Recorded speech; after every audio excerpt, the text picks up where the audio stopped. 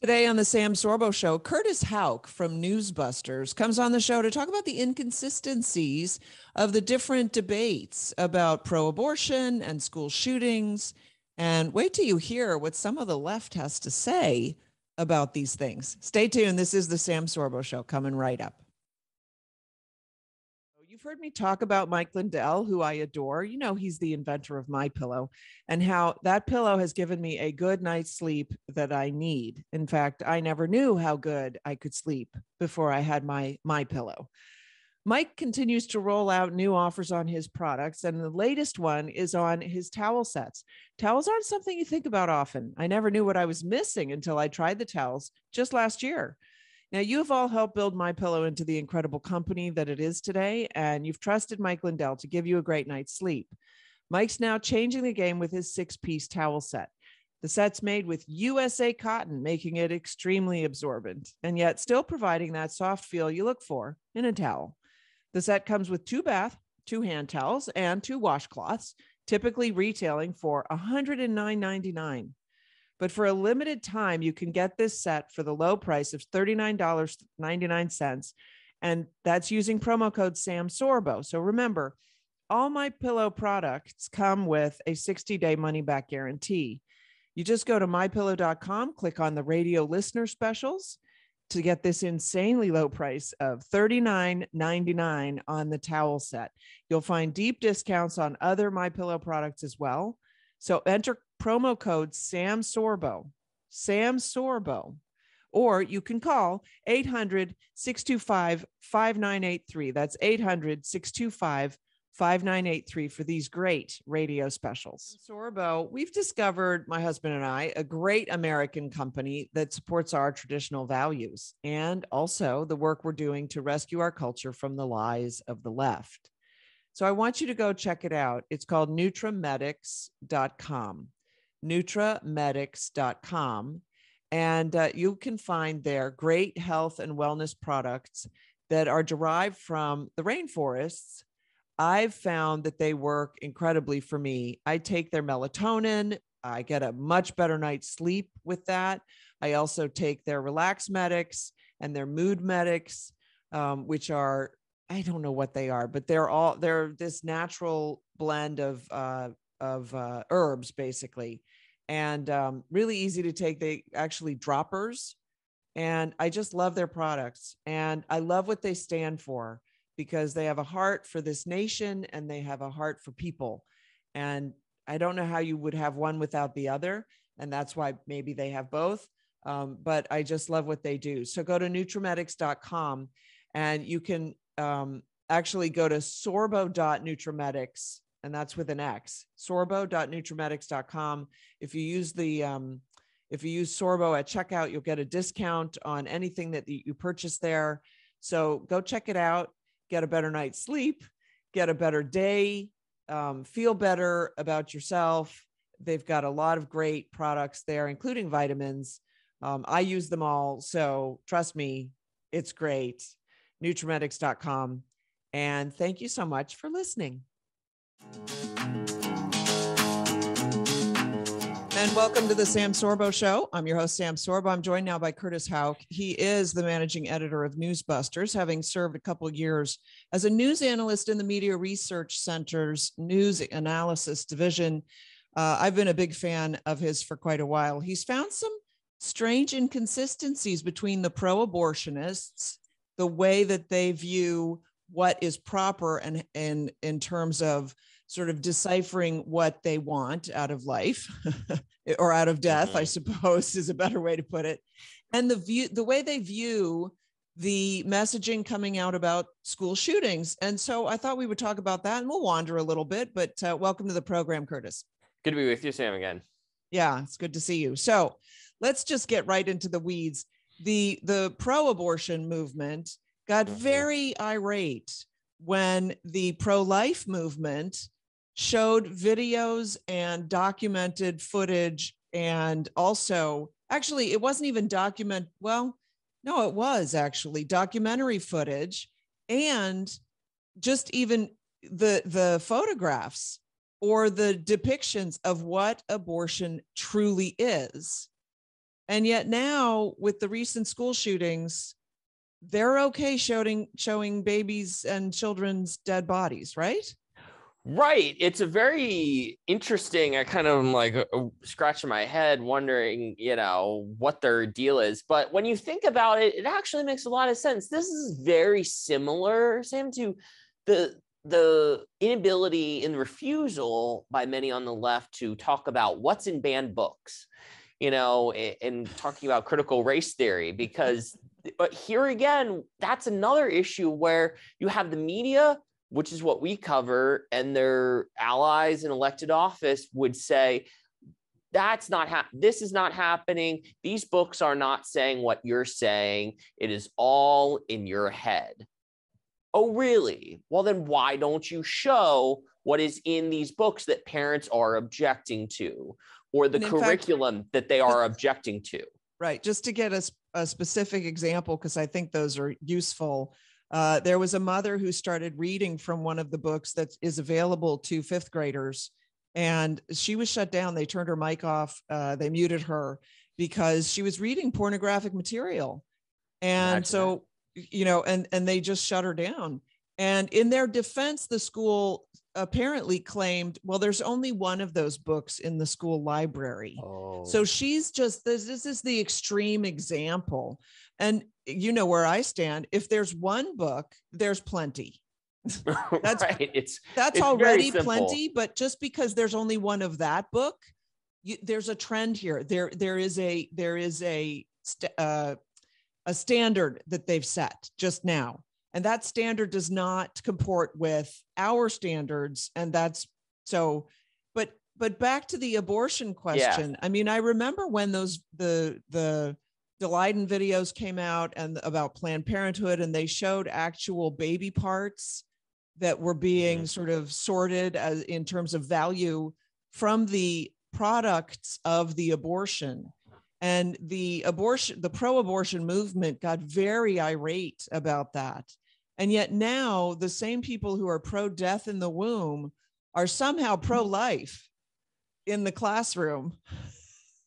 Right. Right. I mean, graphic material is graphic material. I mean, we're talking about, well, and this again goes to the issue, which is they do not and refuse to acknowledge that babies in the womb are actual babies. You do see that sometimes in the news or celebrities where they slip up and they'll say, we're having a baby, or I can feel my baby kicking. Uh-huh. And it's like, oh my gosh, it's a Freudian slip on their part of sorts in their world. That they're not using fetus, and they're assuming their gender. I mean, and that's a whole nother issue that they have there that they don't want to talk about.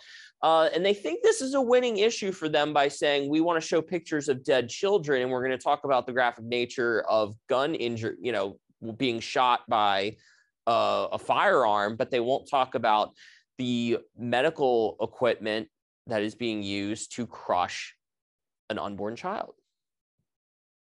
Yeah. And in fact, when anthropologists or archaeologists discover the remains, it's always either male or female for some reason. Yeah. They're never confused. Imagine that, and that's where the Bible is very clear. I mean, religious texts are very clear about male and female. I mean, hold on, it's not just the Bible. Right. The Quran is very clear. Religious text. Yes. All of them. They're very clear about. Nobody was confused about that before. Right. Yeah. And that's really what gets me, how we have that. We've evolved into this world. Good Morning America on Thursday did an entire segment about how more churches need to be accepting of transgender people because they're made in God's image. And I was like, wait a second, you've played God with your life, your body. And it's the same with abortion, where you're playing God with children. And I also just find it completely hypocritical when you have a news media, ABC News in particular, because their affiliation with ESPN, they're giving coverage to the Special Olympics and celebrating Americans with different disabilities, specifically those with Down syndrome, whereas in countries like Iceland, they celebrate the fact that there's next to no people with Down syndrome left in Iceland. And they really won't say why. CBS News did a huge documentary about it a number of years ago, and they thought this was amazing, when the unspoken reason for that was because of abortion. We've created a culture that devalues life if it's not your own. Yeah, and it's chilling, really, because when you understand the number of false positives that the amniocentesis test has, I've known at least 3 cases personally where people got tested. They were told that their child had Down syndrome. They decided to carry to term anyway, and the test had been wrong, and they had a perfectly normal, healthy child. So these things, it's I can't even, like, you know. In Right. fact, I told somebody this. I was very pregnant, and somebody came up to me, and he asked me if I'd had the amnio, and I said no, and he said, why not? And I said, well, what I realized is, first of all, I didn't like the first one that I had. But secondly, I realized the doctor was kind enough to say to me that the only reason to get it would be if I were to act on the findings.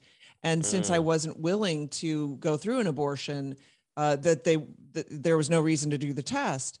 And he said, oh, well, we just did the test. No, actually. And then I told him about the false positives, and he grew a bit ashen, and he said that they had just aborted a child that they had been told would be Down syndrome. Which is an incredibly what is the word? Hubris? Incredible hubris. Yeah. To make the decision that this one shall not live because I don't want it. Yeah, you don't want the burden. Again, this gets to the portion where the debate, and so much we see on the left and the pro-abortion crowd, where they see such people as lesser than, unworthy of value, unworthy of supporting. Curtis, again, this is where the hypocrisy comes in, because they see them as lesser than and imminently worthy to be killed in the womb. But then once they're born, everybody has to see them as even better than, as for their support. You know, if you just look at their support for Special Olympics, and I'm not saying that that's a wrong thing, like that's a great thing, but don't try to convince me that if somebody has a diagnosis and you tell them, no, kill the child now when it's in your womb before it's too late, but once it's born, you're like all about the kids and all about them finding fulfillment. And like, there's just too much hypocrisy there. In fact, I go so far as to say that simply about children in general. You cannot convince me, if you are pro-abortion, that you care about children outside the womb. Like, you've lost all my respect, because you think people should decide if other people get to live. There's a remarkable disconnect. And I should just add, I know my parents never even took the test because they didn't care what I was, what my state was. Well, I'm just looking at you clearly.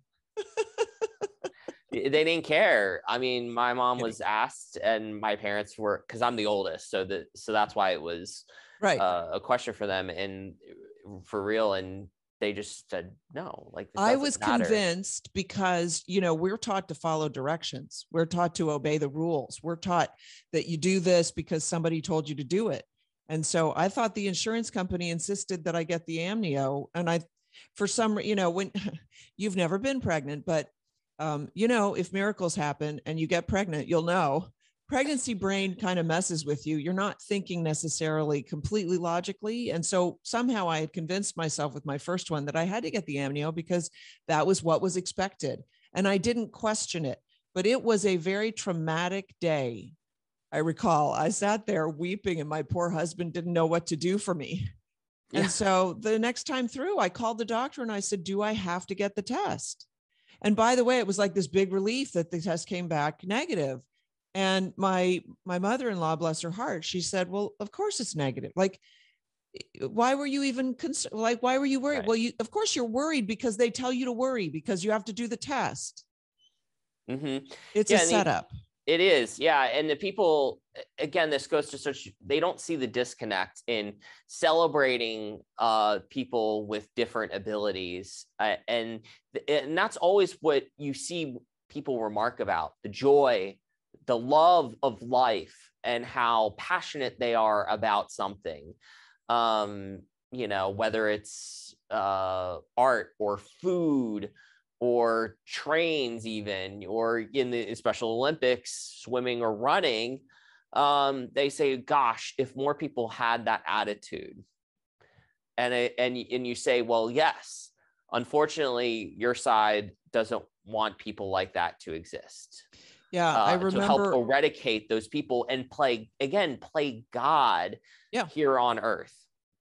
Yeah. I remember in high school, I had a classmate who wrote an essay, and the teacher asked her to read it to the class. This was apparently before too much wokeism had infected our classrooms to such a degree. Or maybe she just gave me the essay to read, my friend. And it was about how her mother accidentally, or, surprisingly, got pregnant, and she delivered a Down syndrome baby. And initially, the whole family was aghast and didn't know what they were going to do. And eventually, they learned that this baby was there to bring them all together and changed all of their lives for the better, and became the joy and the focus for the family. And so, we so easily, what it is, Curtis? We have been convinced by the school system that sacrifice is a bad thing. But sacrifice is the only worthy thing. It's completely backwards. Well, and I should just add, and in the qualifier, you often hear about this in the media as well, there's a difference, and some people may not pick up on it. You got to think about it. There's a difference between sacrifice and submission and cohesion. Because you see a lot of that with a lot of the wokeism that you're dealing with, specifically on when talking about abortion or talking about guns or really any issue. It is about demanding submission and uniformity. And some people may view that as a sacrifice, but it's a way different discussion than sacrificing your needs for your child that needs specific medical attention and love. Absolutely. All right, we're going to take a quick break here, but before I go, not before I go, I want to talk to you about Samantha Bee and some of the other stuff that's happening in the news, because that's what you guys do over there at Newsbusters, and you keep us informed about all of the strange news that's out there and the hypocrisy and everything. And so we're going to go bust some news in the next segment. Stay tuned. This is the Sam Sorbo Show, and I'm here with Curtis Houck, the managing editor of Newsbusters. Be right back.